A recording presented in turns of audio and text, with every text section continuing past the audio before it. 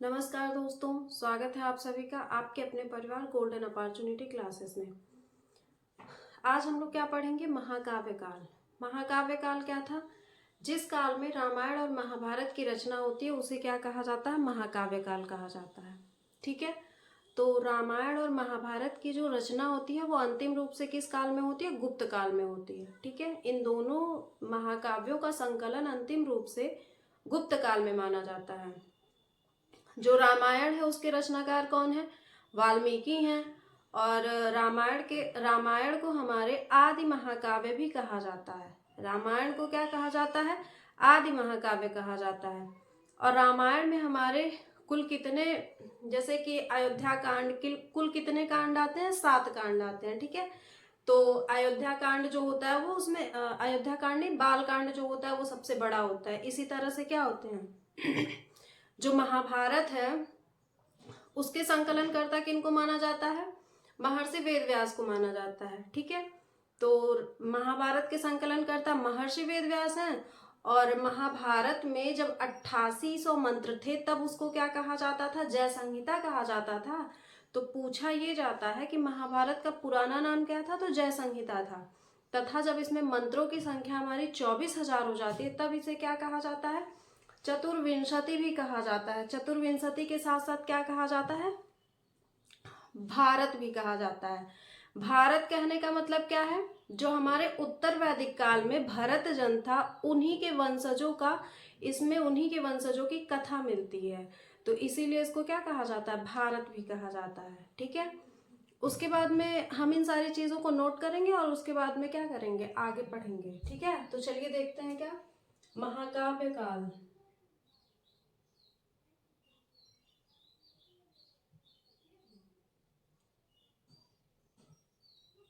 महाकाव्य काल। ठीक है, महाकाव्य काल में हमको क्या पढ़ना है? रामायण, पहले पॉइंट बना के लिखेंगे, रामायण और महाभारत के रचना काल को, यानी जिस काल में इनकी रचना होती है के रचना काल को क्या कहा जाता है? महाकाव्य काल कहा जाता है। के रचना काल को महाकाव्य काल कहा जाता है। ठीक है, तो महाकाव्य काल क्या हो गया? जिस समय में हमारे रामायण और महाभारत की रचना होती है। ठीक है, और वो समय क्या था? हम कहे हैं कि अंतिम रूप से संकलन कब मिलता है? गुप्त काल में मिलता है। ठीक है, इन दोनों महाकाव्यों का, इन दोनों महाकाव्यों का अंतिम रूप से संकलन, अंतिम रूप से संकलन गुप्त काल में मिलता है। गुप्त काल में मिलता है या गुप्त काल में माना जाता है। ठीक है, गुप्त काल में मिलता है। ठीक है, उसके बाद में क्या देखेंगे? ये था महाकाव्य के बारे में 2 पॉइंट। उसके बाद में अब जो पहला महाकाव्य हमारा है वो क्या है? रामायण। रामायण, रामायण के संकलन करता कौन है? संकलन करता वाल्मीकि हैं।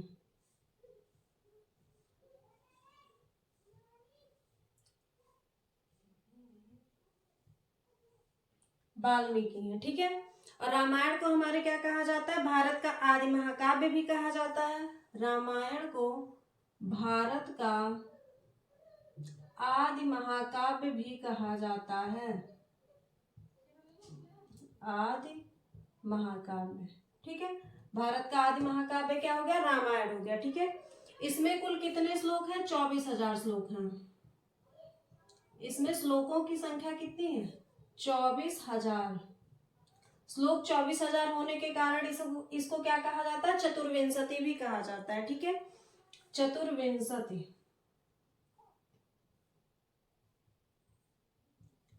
चतुर्विंशति संहिता। तो पूछा जाए कि चतुर्विंशति संहिता किसको कहा जाता है, तो रामायण को। क्यों? क्योंकि इसमें मंत्रों जो श्लोकों की संख्या वो कितनी है, 24,000 है। ठीक है। उसके बाद में हम लोग क्या देखेंगे, इसमें जो कितने कांड है, 7 कांड है। कांड 7 कांड है। रामायण में कुल कितने कांड है, यानी कि 7 कांडों में पूरे रामायण को बांटा गया है। ठीक है। तो जो पहला कांड आता है हमारा वो क्या आता है, बाल कांड। बाल कांड। उसके बाद क्या आता है, अयोध्या कांड। अगला कांड क्या आता है, अरण्यक कांड। अगला कांड क्या है, किष्किंधा कांड।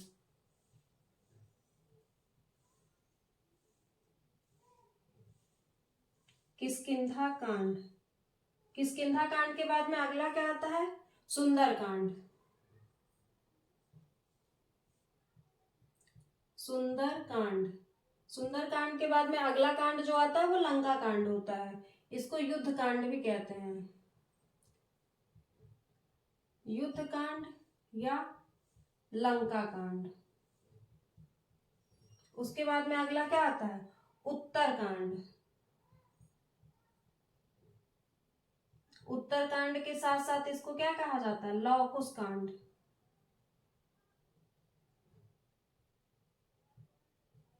लवकुश कांड।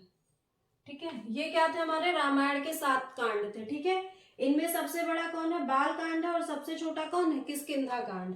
ठीक है। तो ये जो बाल कांड है इन 7 कांडों में क्या है, सबसे बड़ा है। और जो किष्किंधा कांड है ये क्या है, इन 7 कांडों में सबसे छोटा, सबसे छोटा है। ठीक है। तो रामायण में कुल कितने कांड हैं, 7 कांड है। 7 कांडों की हम लोग क्या किए, चर्चा कर चुके हैं। उसके बाद आते हैं, देखते हैं रामायण का पहली बार तमिल भाषा में अनुवाद किसके समय में हुआ था, एक चोल शासक थे, कुलोतुंग। तो लिखेंगे क्या, रामायण का पहली बार तमिल भाषा में अनुवाद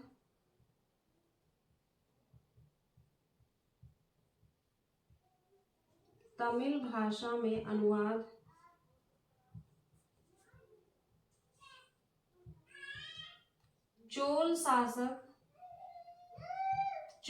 शासक कुलोतुंग तृतीय।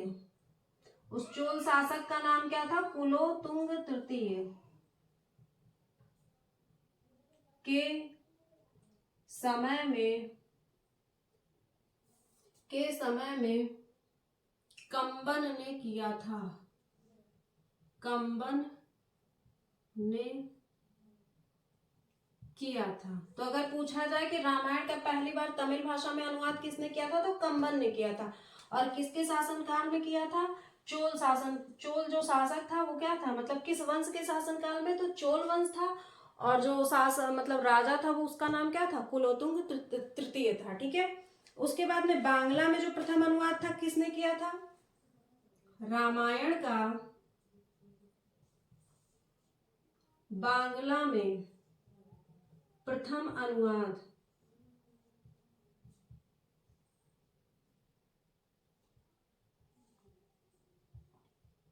कृत्तिवास ने किया था।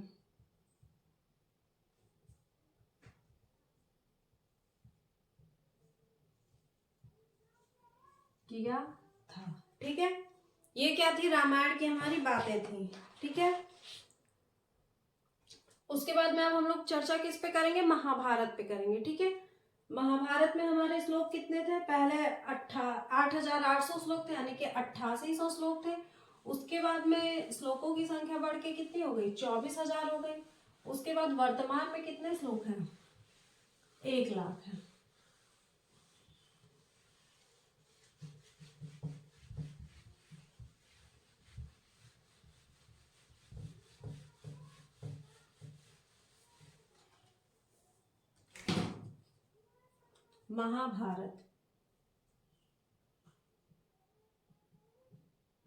महाभारत के रचनाकार किसको माना जाता है? महर्षि वेदव्यास को।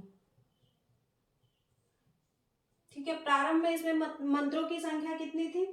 जब इसमें 8,800 मंत्र थे, 8,800 श्लोक थे, तब इसे क्या कहा जाता था? जय संहिता कहा जाता था। जब इसमें मंत्रों की संख्या कितनी हो गई? 24,000 हो गई,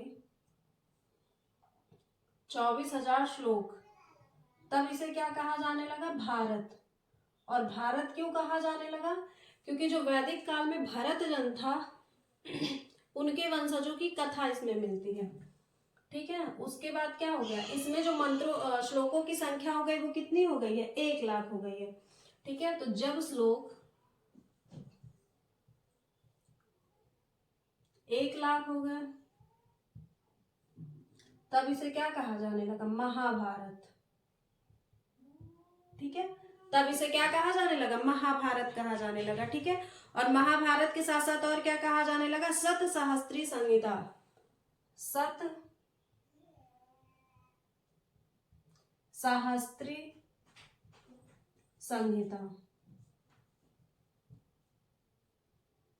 ठीक है, उसके बाद में फिर क्या है कि क्या कहते हैं, इसका भी अंतिम रूप से संकलन कब माना जाता है? गुप्त काल में ही माना जाता है, क्योंकि दोनों महाकाव्यों का संकलन अंतिम रूप से कब होता है? गुप्त काल में ही होता है। तो अंतिम रूप से संकलन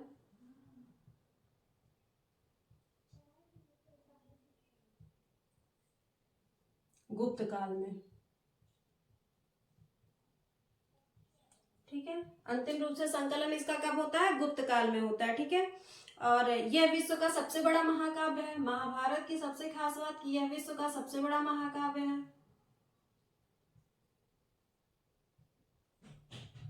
विश्व का सबसे बड़ा महाकाव्य कौन सा है? महाभारत है, महाकाव्य है। महाभारत के बारे में वेदव्यास ने एक कथन कहा है कि जो इसमें है वह हर जगह है, लेकिन जो इसमें नहीं है वह कहीं भी नहीं है। ठीक है, इस कथन को किसने कहा? वेदव्यास ने कहा है। तो इसको भी हम लोग लिख लेंगे कि ये कथन है, वेदव्यास द्वारा कहा गया एक कथन है। क्या कहे थे? जो इस ग्रंथ में है, जो इस ग्रंथ में है वह अन्य जगह भी है।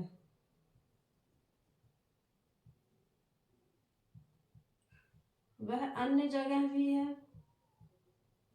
किंतु किंतु जो इसमें नहीं है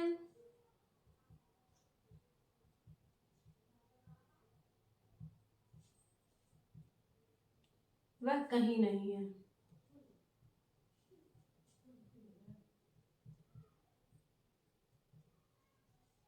ये कथन किसका है? वेदव्यास का। वेदव्यास ही कौन है?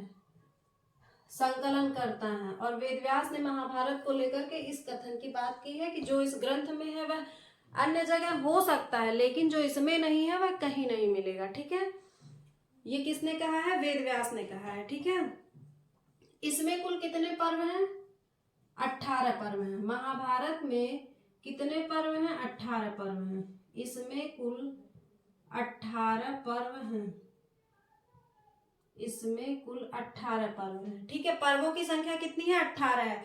और छठवें पर्व में इसमें कुल 18 पर्व हैं तथा छठवें पर्व छठे पर्व को क्या कहा जाता है? भीष्म पर्व। छठे पर्व में गीता है, जो गीता हम लोग पढ़ते हैं, गीता का पाठ करते हैं ना, तो छठे पर्व में क्या है? गीता है। ठीक है, यानी कि गीता भी किसका भाग है? महाभारत का भाग है। ठीक है, और गीता को तो आप लोग जानते ही हैं, गीता क्या किसी का नाम नहीं है। गीता जो हम लोग पढ़ते हैं, गीता में कर्म ज्ञान और भक्ति ज्ञान का क्या मिलता है? संगम। यानी कि हम भक्ति करेंगे तो फिर क्या होगा, या फिर हमारे कर्मों का फल कैसा होगा, तो वो कर्म ज्ञान की बात है और भक्ति ज्ञान की बात है, यानी इन दोनों का जो संगम है वो कहाँ पे मिलता है? गीता में मिलता है। ठीक है, और गीता जो है वो किसका भाग है? महाभारत का ही भाग है, क्योंकि इसमें कुल पर्वों की संख्या कितनी? 18 है। और उसका जो छठवां पर्व है जिसको कहा जाता है भीष्म पर्व, वो क्या है? उसी में गीता लिखा गया है। ठीक है, गीता में ही सर्वप्रथम अवतारवाद का उल्लेख मिलता है। यहाँ पे इस पॉइंट को लिख लेंगे कि गीता में ही सर्वप्रथम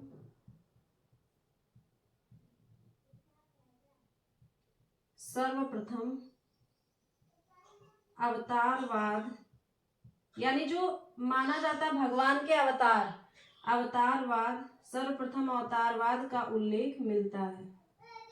सर्वप्रथम अवतारवाद का उल्लेख मिलता है कहाँ पे? गीता में।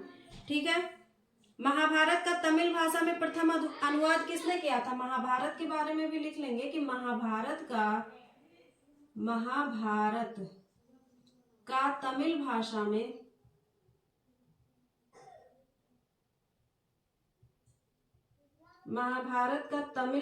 में प्रथम अनुवाद, ठीक है, महाभारत का तमिल भाषा में प्रथम अनुवाद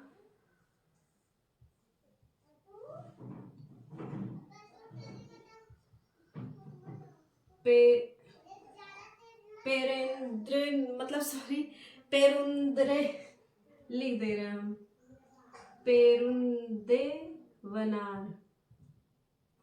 ने किया। ठीक है, किया था पेरुंदेवनार,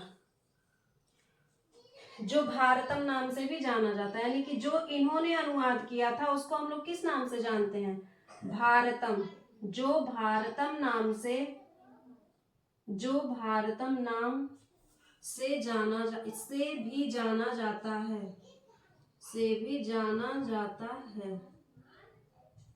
ठीक है, यानी कि महाभारत को हम लोग किस नाम से जानते हैं?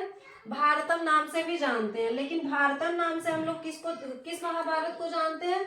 जो हमारा तमिल भाषा में अनुवाद हुआ, और तमिल भाषा में अनुवाद किसने किया था? पेरुंदेवनार ने किया था। ठीक है, ये थी महाभारत के बारे में कुछ बातें।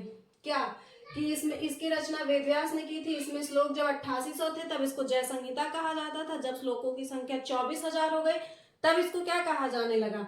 भारत कहा जाने लगा। भारत क्यों कहा जाने लगा? क्योंकि जो वैदिक कालीन जो जन था, भरत जन, उनके वंशजों की कथा कहाँ पे मिलती है? महाभारत में मिलती है। वर्तमान में इसमें श्लोकों की संख्या कितनी है? 1 लाख है। तब इसे क्या कहा जाता है? महाभारत। और इसके साथ साथ सतसहस्त्री संहिता भी कहा जाता है। इसका भी अंतिम रूप से संकलन कब माना जाता है? गुप्त काल में ही माना जाता है। ये विश्व का सबसे बड़ा महाकाव्य है, और इसके बारे में किसने, जो इनके रचनाकार हैं वेदव्यास ने, उन्होंने कहा है कि जो महाभारत में है वह हर जगह मिलेगा, लेकिन जो इसमें नहीं है वह कहीं भी नहीं है। ठीक है, क्यों? क्योंकि यह दुनिया का सबसे बड़ा महाकाव्य था। ठीक है, इसमें कुल पर्वों की संख्या कितनी है? 18 है, और 6वें पर्व, जिसको हम लोग क्या कहते हैं? भीष्म पर्व कहते हैं, उसी में क्या है? गीता लिखा गया। गीता जो हम लोग पढ़ते हैं, और गीता में क्या है? कर्म ज्ञान और भक्ति ज्ञान का संगम मिलता है। ठीक है, उसके बाद में गीता में ही सर्वप्रथम अवतारवाद का भी उल्लेख मिलता है। अवतारवाद का मतलब जो भगवान के अवतार होते थे माना जाता है। ठीक है, और उसके बाद में क्या है? महाभारत का तमिल भाषा में प्रथम अनुवाद किसने किया था? पेरुंदेवनार ने किया था। और इसे किस नाम से जाना जाता है? भारतम नाम से जाना जाता है। ठीक है, तो ये थी हमारी क्या महाकाव्य काल की कुछ बातें। ठीक है, तो आप लोग महाकाव्य काल की प्रैक्टिस करेंगे अच्छे से। उसके बाद में हम लोग क्या मिलते हैं नेक्स्ट क्लास में। Thank you.